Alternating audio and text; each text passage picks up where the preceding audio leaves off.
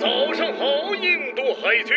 昨天的军舰起火，最后结果是满打满算烧了8小时。多亏了训练有素的消防员，第二天早上才控住火势。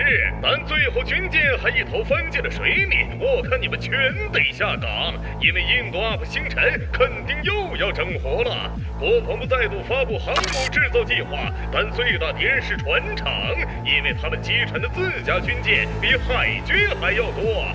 与此同时，刚刚与美国海军签订的军舰维修协议又要成了烂摊子。而在新德里呢，好吧，新德里还是那个新德里。我是你们的铁哥们星辰，和我一起走进印度洋的传奇霸业吧。大家好，我是不短小也很精悍的星辰。2024年5月，印度国防部长辛格宣布了一则小趣闻：印度将很快开建第3艘航母。只不过与之前规划的核动力、电磁弹射、6万吨级那样的超级航母有一点小差距。第3艘依旧是中型航母。同时，辛格表态，印度目标绝不是3艘航母，未来会建第5艘、第6艘，甚至更多。如此宏伟蓝图，赢得满堂喝彩。事实上，三哥对航母的野望就好比勋宗的勋章幻想，星辰的3连渴望，都是没事炫一炫的东西。早在2023年，印度曾派出双航母前往阿拉伯海乘风破浪。2024年的米兰多国军演上，除了凑齐美、俄、伊、以4国军舰同框，东道主印度再度派出双航母群高调亮相。唯一美中不足的是，说是双航母群，真有双航母，但也仅有双航母。更暖心的是，享誉盛名的国产维克兰特号，由于新舰载机尚未就位，只承担了接待记者、举办海上闭幕式等重任，反倒是老牌战将超日王号展示了不俗的战力。一直以来，对于这个历经苏俄印3度易主，舍身为俄罗斯造船业奠基，又成为印度正航梦开端的功臣，如今每每提及，大部分人的印象只有8座锅炉炸7个、1元送航母、爆坑30亿等经典老梗。真是这样吗？这单生意到底是亏是赚呢？为啥印度会躺平认坑呢？转发加3连，这就是兄弟，听印俄说。作为南亚小霸王不结盟领头羊，随着20世纪90年代经济稳步增长，印度逐渐将精力放在政治上，开始建制联合国常任理事国席位。当然了，三哥也知道这事儿靠非暴力可能不太可能，那咋办呢？打，扩军造舰。2001年，印度国防部长费尔南德斯提出新海军战略，放话西起波斯湾，东至马六甲，都是印度的利益范围。2003年，印度总理瓦杰帕伊公开宣称，印度不是南亚国家，而是一个全球大国。为了实现制霸印度洋的宏伟蓝图，印度决定发展航母。但彼时三哥手里只有2艘博物馆老将，比如曾在马岛挽带鹰于既岛的退役航母竞技神号，甚至是1945年下水，1990年就瘫在港口，还顺便火了一把的老维克兰特号。去哪儿弄先进航母呢？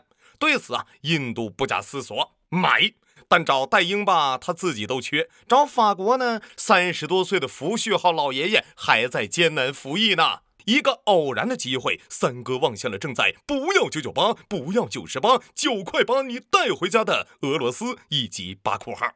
作为一艘1978年开工、1982年下水、1987年服役的新锐老舰，这船可真是赶上好时候了。刚服役苏联就进入了倒计时，等到俄罗斯接手，巴库号的姐妹也如祖国母亲一般分崩离析。1991年，列宁格勒号被送到印度肢解。1993年，基辅号、明斯克号先后退役，辗转卖到中国。新罗西斯克号呢，则被当作废铁卖往韩国。好消息是，巴库号和库兹涅佐夫号作为火种保留了下来。坏消息是，此时巴库已经是阿塞拜疆首都，俄罗斯遂以苏联鼎盛时的海军司令为其改名戈尔什科夫号。然后1992年，巴库号机械舱着火，大火一路把锅炉舱、蒸汽管道烧得面目全非。经过多年自由熏陶的俄罗斯，此时甚至拿不出500万卢布的维修经费。更无奈的是，有钱也修不了，因为它的母港位于另一个国家乌克兰。由于维修资金不足，舰况惨不忍睹。1994年，躺在港口的巴库号锅炉爆炸，彻底瘫痪，俄罗斯只得将它丢在摩尔曼斯克。在此期间，大量设备被工人倒卖，电路板被洗劫一空。为了避免砸手里，莫斯科决定找个慈善家接盘，而目标毫无悬念，急缺航母且平易近人的印度。就这样，一场长达10年的钓鱼工程开始了。1995年呢，趁着庆祝卫国战争胜利50周年，俄罗斯盛情邀请印度代表团前往莫斯科，还专门为其安排了北方舰队阅舰式。然后三哥看到艺术细菌浓厚的毛子策划的一场盛大表演，俄罗斯北方舰队几乎总动员，罕见的掏出基洛夫级巡洋舰、现代级驱逐舰、台风级核潜艇，将主角戈尔什科夫号众星捧月般围在中间，用拖船挪动了4海里，以充分展示这艘海上巨无霸的英姿。印月顶针，坚定为好舰。远在岸上观礼台的三哥宛如吕布看见貂蝉美，西门搂住金莲腿，6月酷暑和气水，寒冬腊月亲女友的嘴呀，口水都快流3丈长了。一旁的俄罗斯军官不停附和：哎呀，自用997有轻微使用痕迹，简单修复即可。当然了，印度肯定不是3岁小孩啊。当年9月，海军参谋长拉姆达斯上将以私人身份前往俄罗斯参观，随行还带上了一支鉴定小组。这在毛子看来都是1000年的狐狸，你跟我玩什么聊斋呀？一行人抵达莫斯科后，立刻受到盛情接待以及丰富的娱乐安排，去大剧院雅座听曲儿，乘冲锋舟在莫斯科运河观光。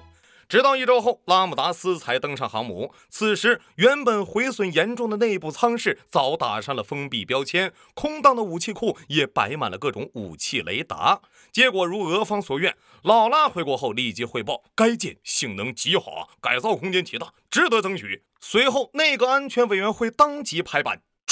经常买航母的都知道，这是个大工程，何况还是2位粪车路过都要蒯一勺的选手。谈判基本属于带薪排练辩论赛，什么破烂叫9.6亿美元，谁买卖谁去。4亿，你也好意思说出口？卖不了。眼看吵得难解难分，1998年，俄罗斯总理访问印度时表态：咱俩谁跟谁呀？哎呀，航母咱免费送，你们就出个维修钱，再找我们买点舰载机，怎么样？仗义吧？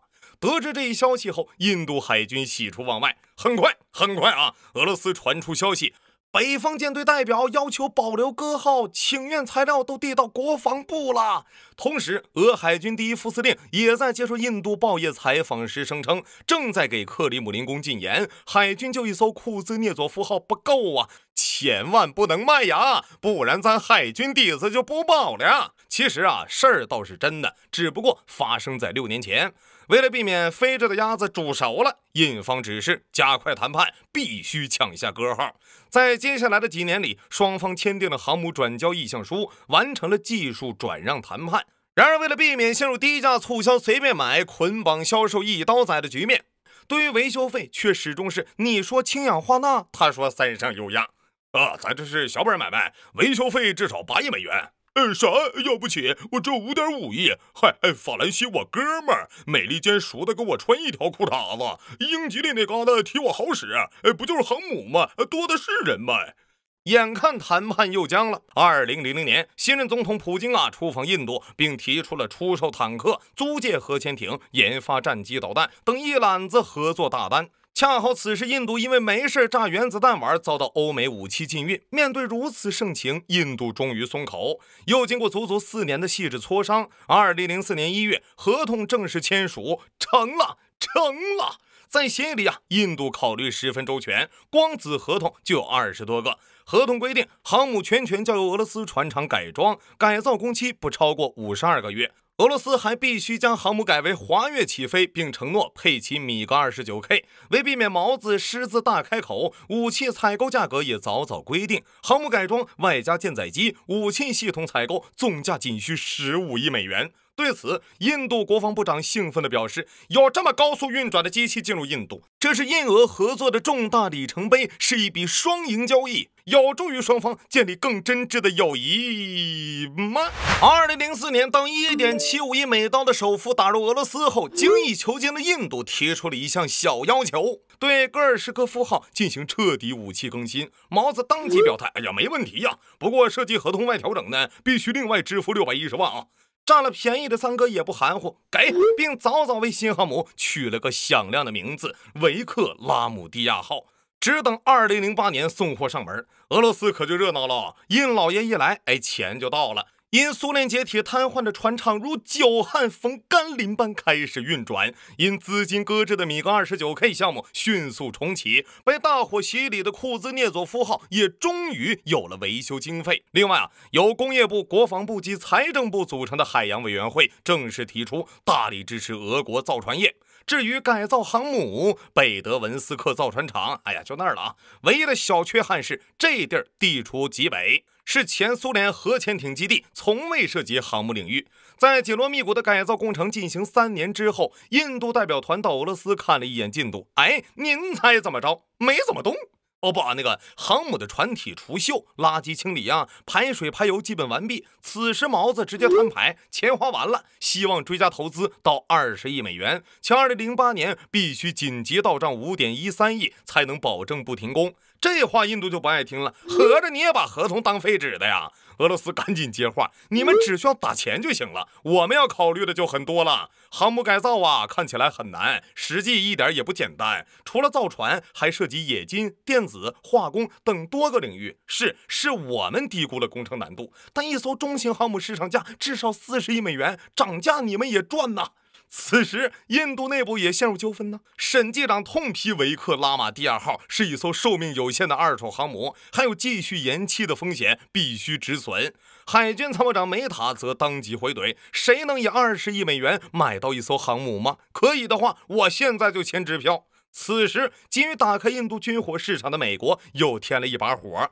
2007年，美国表示愿意将退役的小鹰号送给印度，条件是购买美国舰载机。好家伙，薅羊毛也不能可着一个人薅吧？很快印度也陷入了思考。虽然毛子不是东西，但美国更不是啊！何况已经花了4亿，可不敢打水漂嘞。面对摇摆的印度，俄罗斯掏出杀手锏，如果不支付货款，将取消交易，将航母转卖中国。经过激烈的思想斗争，印度内阁安全委员会忍痛将工程款追加到17亿。后来坊间有诗一首：“印度疗法少年狂，做俄国又鹰将。鸿鹄展翅，南亚小霸王。莫斯科外金牌岸，越千舰过大江。1元航母真是香，免费送再改装。兄弟情深，首付全花光。资金预算增几次，你赚钱，我受伤。”2008年，噩耗再度传来，俄方要求继续追加12亿美元，总价29亿美元。面对这一连串的附加费，这次印度真怒了。不是，你这是游戏本体按章售卖， DLC 还没出来是吧？公开怒怼俄罗斯不讲信用，连两国高层都惊动了，险些引发外交争端。为了安抚挚爱亲朋，时任总统梅德韦杰夫表示高度重视，先是撤掉船厂厂长卡利斯特拉托夫，并任命专人专门监督改造工程。只不过俄罗斯自有国情在此，钱嘛，该涨还得涨。对于人在家中坐，锅从天上来的无奈，厂长先生也很无奈呀。印度原本定的是一款廉价汽车，但希望俄罗斯能把它改装成奔驰，图啥呢？图95吗？其实这话没错，戈号航母的改造工程相当浩大，包括但不限于增加停机位、增加飞行甲板面积、加装滑跃式甲板和拦阻索、更换全部损坏锅炉、舰岛前端武器系统拆除、舰桥雷达等电子设备更新，还重建了全舰2500个舱室中的1750个。没法子，经过重新商议，2009年航母改造价格最终确定为23.5亿美元。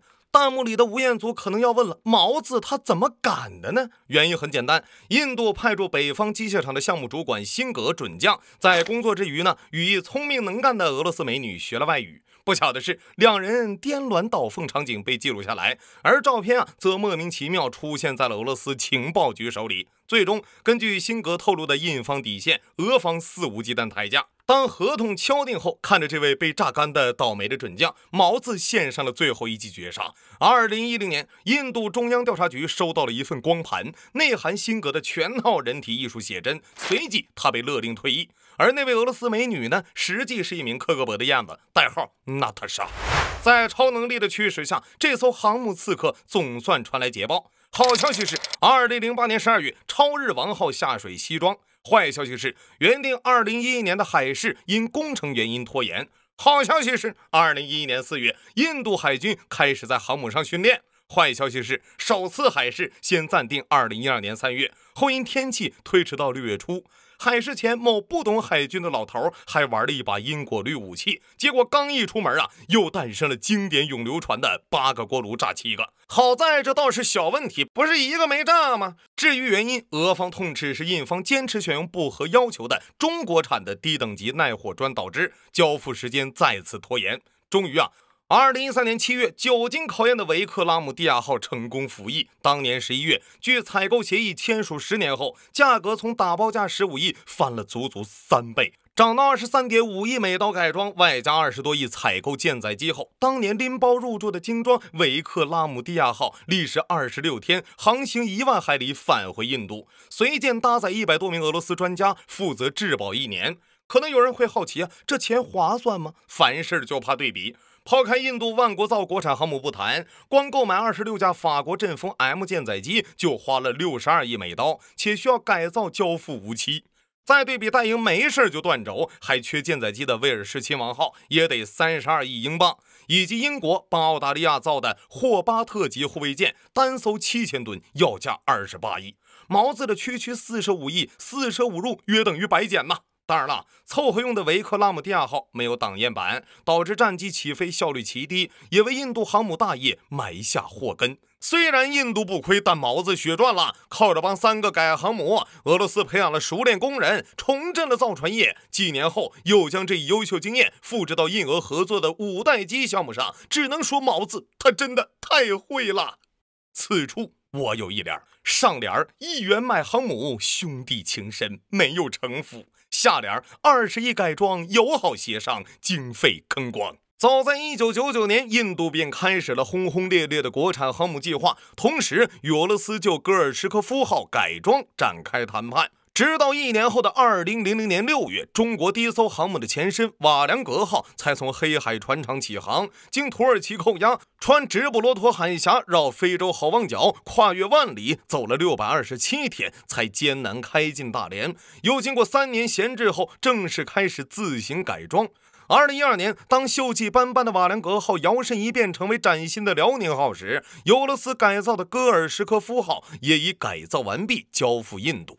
然而，当2019年中国首艘自主设计建造配套的国产航母山东舰服役，反观印度问题不断的国产维克兰特号，直到2022年才勉强服役。当2024年中国首艘8万余吨的国产电磁弹射航母福建舰海试，反观走过20年航母之路的印度，军工造船业仍停留在全球采购攒一艘中型航母的水平。历史的洪流告诉我们，独立自主、自立自强才是国之根本。